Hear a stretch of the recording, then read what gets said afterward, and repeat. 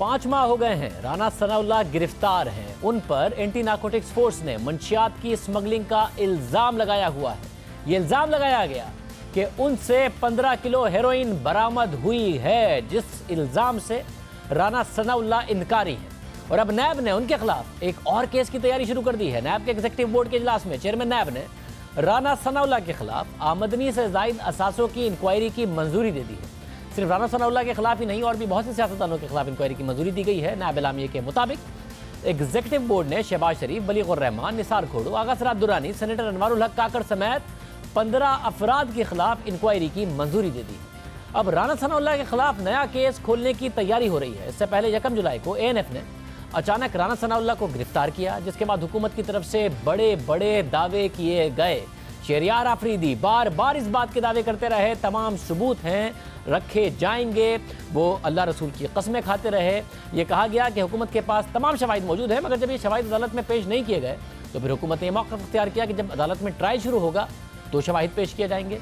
मगर मुस्तकिल जज ना होने की वजह से ट्रायल शुरू नहीं हो सका, और मुस्तकिल जज ना होने की वजह भी हुकूमत ही थी, क्योंकि ट्रायल के दौरान एक दूसरे जज को हटा दिया गया था। लेकिन अब मुस्तकिल जज की तैनाती भी हो गई है। इसके बावजूद अब तक कोई ठोस पेशरफ नहीं हो सकी है। राना सनाउल्लाह के खिलाफ हेरोइन स्मगलिंग केस की आखिरी समाअत 30 नवंबर को हुई थी, मगर राना सनाउल्लाह के वकला ने पुलिस पर बदनज़मी का इल्ज़ाम लगाते हुए अदालती कार्रवाई के जो बायकॉट है उसका ऐलान किया था, जिसके बाद समाअत 14 दिसंबर तक मुलतवी कर दी गई थी। इससे पहले 9 नवंबर की समाअत में खुसूसी अदालत ने राना सनाउल्लाह की दरख्वास्त जमानत मुस्तरद कर दी थी, जिस पर उन्होंने 20 नवंबर को लाहौर हाईकोर्ट में जमानत की दरख्वास्त दायर की और अदालत ने एंटी नारकोटिक्स फोर्स से जवाब तलब करते हुए समाअत 4 दिसंबर तक मुलतवी कर दी थी। और राना सनाउल्लाह की दरख्वास्त जमानत पर समाअत कल होगी, जिसमें अदालत ANF के जवाब का जायजा लेगी। मगर जो 30 नवंबर को समाअत हुई वो पुलिस के हवाले से और वकला और पुलिस के दरमियान जो मामलात हुए उस हवाले से एक दिलचस्प सूरत हाल अख्तियार कर गई थी। क्या मामला हुआ, देखिए उस्मान भट्टी की रिपोर्ट।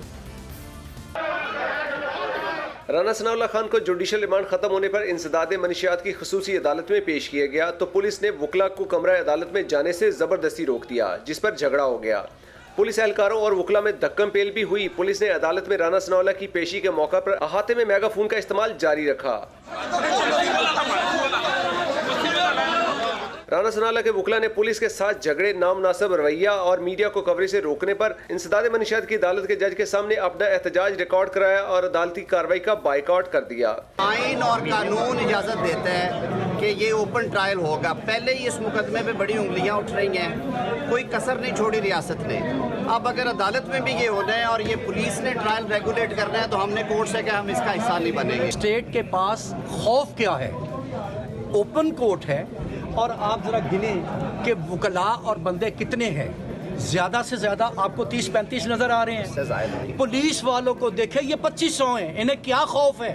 हम डकैत हैं, हम बम लेके आ रहे हैं। इंसदाद मनशियात की अदालत ने अदालती कार्रवाई में वकला की अदम शिरकत पर राना सनाउल्लाह के खिलाफ मनशियात मुकदमे की कार्रवाई 14 दिसंबर तक मुलतवी कर दी। कैमरामैन मोहम्मद सफदर और बदर मुनीर के साथ उस्मान अहमद भट्टी, जियो न्यूज़ लाहौर।